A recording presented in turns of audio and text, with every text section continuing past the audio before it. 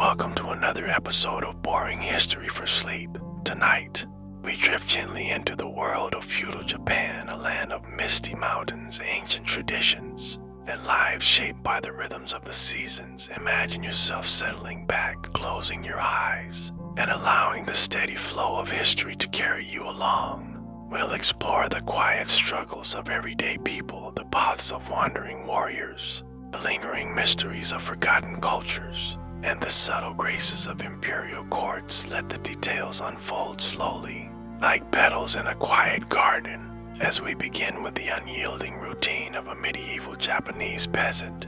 Breathe deeply, relax, and let the past envelop you. Picture yourself in the dim light of early dawn, stirring from a thin mat laid directly on the earthen floor of your thatched hut. The air is cool and damp, carrying the faint scent of wood smoke from last night's fire, which barely warmed the small, cramped space you share with your family. Your back already aches faintly from the previous days. Labors, a constant reminder of the unyielding cycle that defines your existence in this era of feudal Japan. Flee between the 12th and 16th centuries during the Kamakura and Muromaji periods. As a peasant or Hayakusho, your life is bound to the land, to the whims of nature, and to the demands of those above you in the rigid social hierarchy. You rise quietly, careful not to disturb the others huddled under worn blankets woven from coarse hemp. The hut itself is simple, constructed from bamboo frames and rice straw thatch, offering little protection against the elements. In winter, the cold seeps through the walls like an uninvited guest, while in summer, the humidity clings to everything, making even stillness feel heavy. Your first task is to tend to the small fire pit in the center of the room, stirring embers to life with a few dry twigs gathered the day before. The smoke rises lazily, filling the air with a hazy, acrid veil that stings your eyes just enough to keep you alert. Breakfast is modest. Bowl of millet porridge, or perhaps a few rice balls if the last harvest was kind. Rice is the staple, but it is also your currency for survival. Much of what you grow must be handed over as taxes to your local daimyo, the feudal lord who controls the lands. These taxes, known as nengu, could claim up to half or more of your yield, leaving you to stretch the remainder through lean times. You eat quickly, methodically, knowing that the fields await. The flavor is plain, earthy, sometimes mixed with wild greens foraged from the hillsides. But hunger is a familiar companion, especially during years of poor weather, as the sun begins to crest the horizon, painting the sky in soft hues of pink and gold. You step outside into the village, ground under your bare feet, or perhaps straw sandals if you're fortunate, is soft and yielding, often muddied from overnight rains. Villages like yours are clusters of similar huts surrounded by terraced rice paddies that stretch out like a patchwork quilt across the landscape. The air hums with the distant calls of birds and the low murmur of neighbors beginning their day. You make your way to the fields, tools in hand, a wooden hoe, a sickle made from rough iron, perhaps a basket woven from reeds. These implements are basic, handed down through generations, their handles worn smooth from countless hours of use. The work begins in earnest with the planting or tending of rice. Depending on the season, imagine yourself knee-deep in the flooded paddies, the water cool and murky around your legs, stirring up silt that clouds the surface. You bend forward, planting seedlings one by one in precise rows, posture curved like a question mark for hours on end. The repetitive motion sends a dull ache through your spine and shoulders, a rhythm that becomes almost meditative in its monotony. Rain might fall steadily, soaking through your simple cotton robes, which cling uncomfortably to your skin. In the heat of summer, the sun beats down relentlessly, drawing sweat that mixes with the humidity, while insects buzz persistently around your face. Harvesting brings its own set of trials. You'd wield the sickle with care, cutting stalks in sweeping motions, bundling them into sheaves that you carry on your back to the threshing area. The weight presses down, making each step a measured effort, and the sharp edges of the rice plants can prick your hands if you're not vigilant. When threshed, beaten against mats to separate the grains, The rice must be winnowed, tossed into the air to let the wind carry away the chaff. This process, repeated day after day, leaves your arms weary and your lungs filled with fine dust that settles in a thin layer over everything. But the land gives as unpredictably as it takes.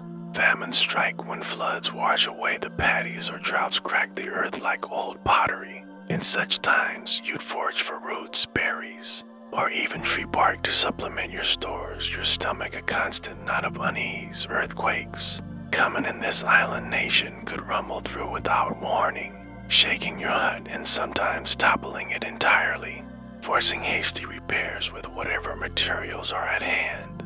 Plagues and illnesses add to the burden fevers that spread through the close-knit village, treated only with herbal infusions of mugwort or ginger brewed over the fire in clay pots. Medical knowledge is limited, passed down orally, and often intertwined with folk beliefs in spirits and karma. Security is another fragile thread in the fabric of your life. Bandit raids or akudo could descend from the hills, drawn by rumors of stored grain. You'd hide what you could, but resistance might mean conscription into the daimyo's wars, pulled from your fields to serve as Ashigaru, foot soldiers armed with spears and little training. The Sengoku-period, the era of warring states, amplifies this fear. As rival lords clash in battles that echo across the countryside, lives are disrupted, fields trampled, and the aftermath leaves villages quieter, with empty huts standing as silent witnesses. Social codes bind you further, enforcing a sense of place and duty. The village operates under mutual obligations, communal labor for irrigation canals, or shrine maintenance, but also under the watchful eye of headmen who report to the daimyo. Marriages are arranged. For alliances, children expected to contribute from a young age, gathering firewood or weeding. Fields, isolation is profound. Travel beyond the village is rare, limited by permits and the dangers of the roads. Your world is small, defined by the cycle of planting and harvest. The festivals that offer brief respite, like the open rituals honoring ancestors, with lanterns floating on rivers under starlit skies. Yet amid this relentless routine, there are moments of quiet resilience. The cherry blossoms in spring provide a fleeting beauty, their petals drifting like soft snow. Communal baths and natural hot springs, if available nearby, offer a rare warmth that soothes tired muscles. Stories shared around the fire at night weave tales of gods and heroes, providing a thread of continuity. But the rhythm of life remains a constant struggle, a steady ebb and flow that wears down the body and spirit over time. As we linger on these details, let the weight of the day settle. The aches fade into the background of history. Now, as the sun dips lower in our imagined sky, we transition gently from the fields to the paths of a solitary warrior whose life, though different, was equally shaped by the turbulent times. Let the mud of the rice field slowly recede from your mind and allow the scene to shift, as though carried on a quiet evening breeze to a narrow mountain path in the early spring of 1584. Boy of 13 walks alone, his sandals worn thin, a wooden sword tucked into the sash of his simple kosode. His name is Miyamoto Musashi, though the world will not yet know it. The air is crisp, scented with pine and distant plum blossoms, and the only sound is the soft crunch of gravel beneath his feet and the steady rhythm of his own breath. He is on his way to his first duel. Musashi was born in a small village much like the one we just left, yet from his earliest years he seemed restless within its boundaries. His father, a minor swordsman of modest means, taught him the grip of a blade before he could properly read. By 13, the boy had already left home, driven by an inner fire that the quiet cycles of planting and harvest could never contain. In the spring of that year, he challenged a traveling swordsman named Arimake to a duel with wooden weapons. The fight lasted only moments. The older man lay unconscious on the ground, and Musashi walked away unharmed. First mark on a record that would one day reach more than 60 victories. Imagine now the years that follow, unhurried and wandering. He moves from province to province, sometimes sleeping beneath temple eaves, sometimes in abandoned shrines where the wind moves gently through broken shutters. His clothing grows threadbare, patched many times over. Meals are irregular, a handful of rice offered by a sympathetic farmer, a roasted sweet potato shared by the fire of a roadside inn. Poverty is a constant companion, yet it never seems to weigh on him the way the taxes weighed on the peasants we met earlier. For Musashi, hardship is simply another teacher. At 21, he arrives in Kyoto, the capital still scarred from decades of civil war. There, in the spring of 1604, he fights Sasaki Koger on the tiny island of Genryujima. Dawn mist clings to the water. The only sounds are the lapping of waves and the soft creak of boats. Koger wields his famous washing pole Nodachi, long and graceful.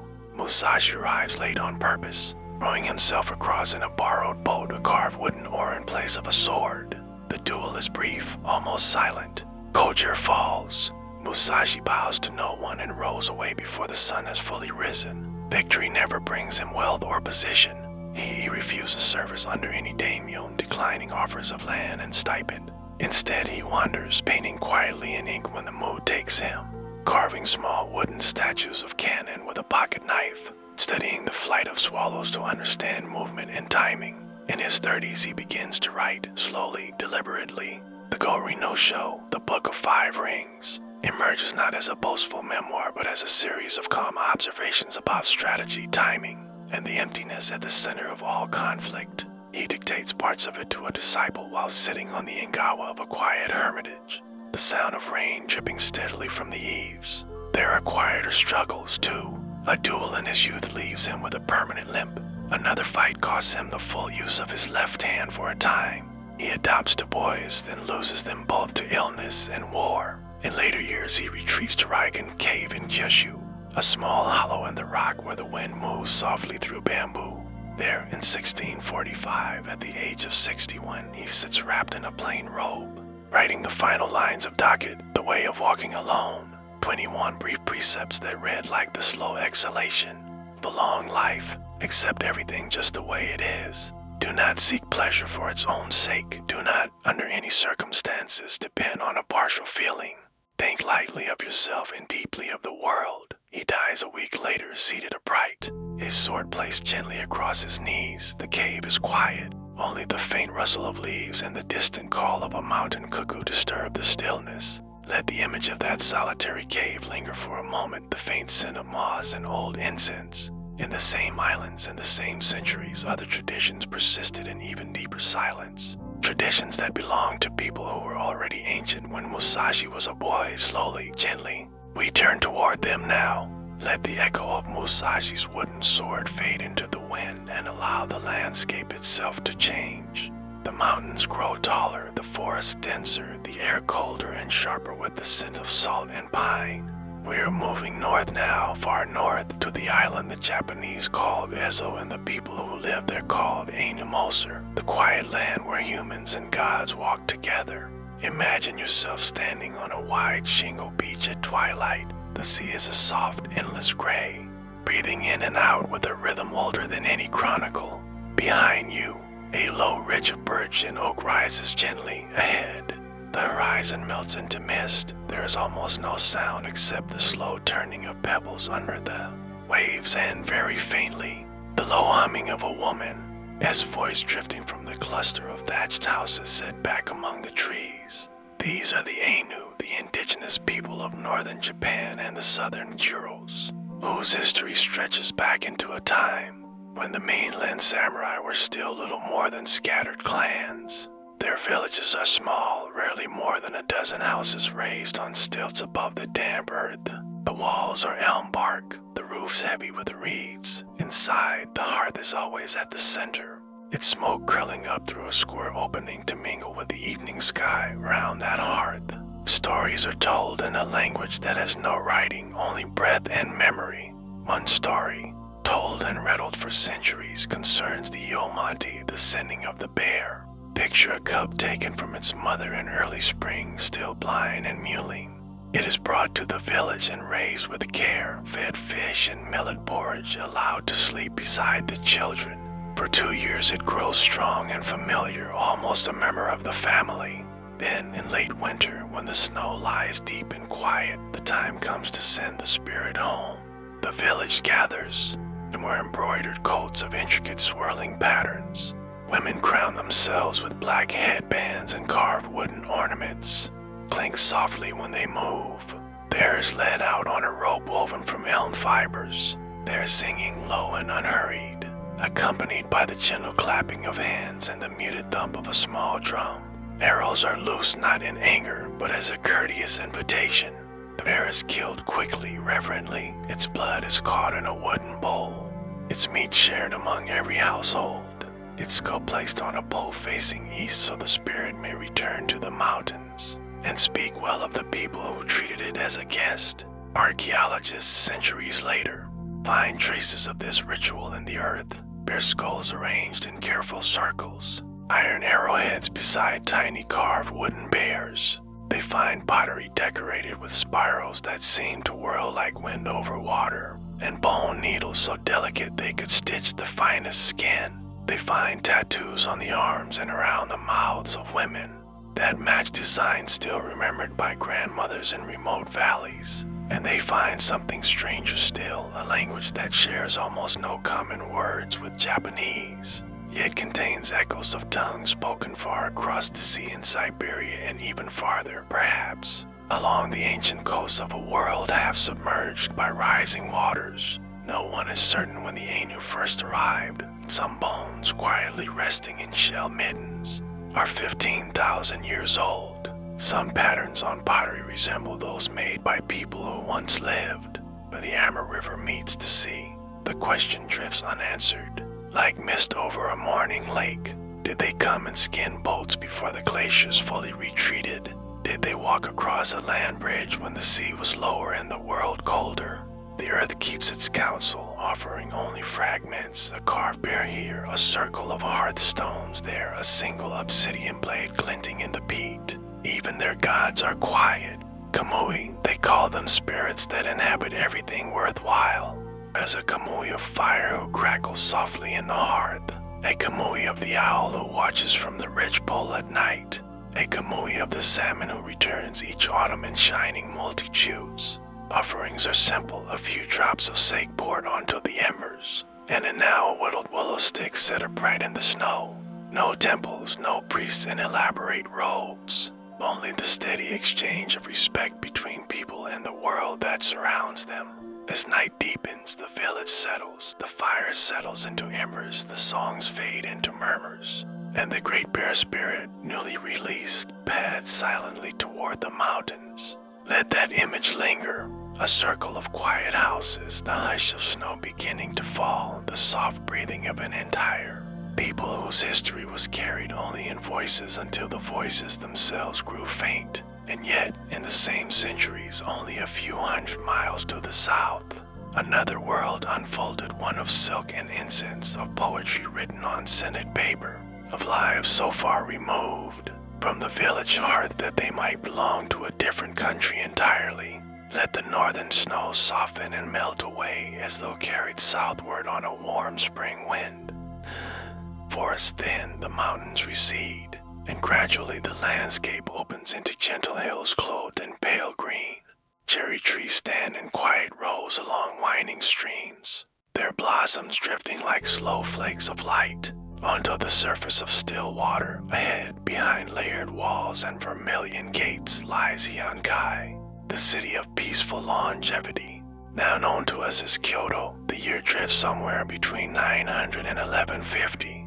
The long, languid centuries of the Heian era. Imagine yourself waking not on a hard earthen floor, but on layers of thick silk cushions, each one dyed in graduated shades of wisteria and pale green. The air is faintly warm, scented with the slow burning of a loose wood in a small bronze censer placed just beyond the lattice. Screen. A soft rustle announces the arrival of your attendants. Young women whose footsteps make almost no sound on the polished cypress boards. They kneel, heads bowed, and slide open the painted shutters. Morning light, filtered through sheets of translucent paper, spills across the room in the gentlest possible glow. Your clothing for the day is already laid out. 12 layers of silk robes, Junihaido, each thinner than the last, their colors chosen according to the season and the subtle language of court fashion. The outermost robe might be pale plum fading into ivory beneath it, hints of moss green and the softest rose. The weight is considerable, yet it settles around you like a quiet embrace. A wide sash of brocade is tied in an elaborate knot at the back, and your hair, long, straight, and glossy black, is allowed to fall unbound to the floor, its ends brushed with fragrant oil. Time moves differently here. There's no dawn scramble to the fields. Breakfast arrives on a series of small lacquered stands, clear soup with tiny river fish, rice steamed with chestnut, a slice of pickled radish arranged like a pale moon. You eat slowly, using delicate chopsticks of polished bamboo, while a lady-in-waiting reads aloud from a scroll of poetry in a low, melodic voice. Much of the day is given to subtle occupations. You might compose a whack poem on a folded sheet of paper colored like sunrise, choosing each syllable with the same care a farmer once chose each rice seedling. The poem will be tied to a spray of plum blossom and sent by a messenger to another palace, perhaps with only the faintest hint of longing or melancholy. Replies arrive the same way, folded, scented, sometimes accompanied by a single falling petal in the late morning. Courtiers gather in the southern courtyard to watch a game of Kamari. The men in voluminous trousers and tall black caps keep a deerskin ball aloft with gentle kicks of the foot. The motion is unhurried, almost floating. Laughter is soft, restrained. Later, someone will play the 13-string koto, its notes drifting across the garden like rain on still water. Rank dictates everything: the color of your sleeves, the height of the platform on which you sit, the number of folds in your fan. An empress or high consort might command a separate palace wing, where corridors are lined with painted screens depicting the four seasons in exquisite detail. Even the incense has its hierarchy. Courtiers compete quietly to blend rare woods and spices into fragrances that will be remembered for a season, yet beneath the silken surface, tensions move like slow currents. A misplaced poem can end a career, a rumor carried on a lady's fan can send a minister into distant exile. Marriages are arranged not for affection but for alliance, and children are often raised in separate households. Moon viewing parties, for all their beauty, are also stages where favor is won or lost. The same noble who spends an hour admiring the reflection of autumn leaves in a lacquered palme, the next day authors the confiscation of an entire province as rice harvest without ever seeing the villages that will go hungry. Evenings lengthen into quiet ceremony. Lanterns of paper and bamboo are lit along the covered walkways, their glow soft and golden. Someone burns a new blend of incense. The scent lingers for hours, layering itself over the older fragrances until the whole palace seems to breathe in slow, perfumed sighs. Biwa lute is played somewhere in the distance, its notes rising and falling like a heartbeat. Eventually the shutters are closed, the cushions rearranged, and you lie back beneath a canopy of embroidered cranes, listening to the faint rustle of silk as your attendants withdraw outside.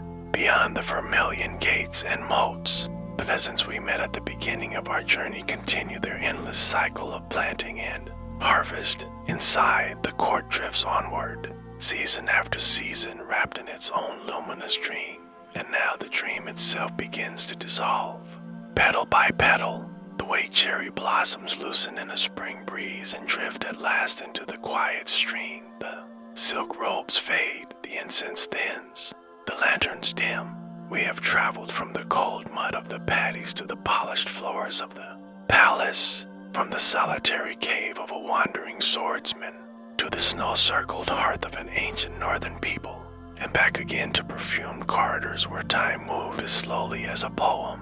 All of it the ache in a peasant's back, the hush of a duel at dawn, the low song for a departing bear spirit. The rustle of 12 silk layers happen beneath the same islands. Beneath the same sky you rest under tonight. Wherever you are now, the room is warm. Pillow soft, the night gentle. Let the centuries settle around you like a familiar blanket. There is nothing more to do, nowhere else to go. Only the quiet rise and fall of your own breath. carrying you deeper, deeper into the calmest kind of sleep.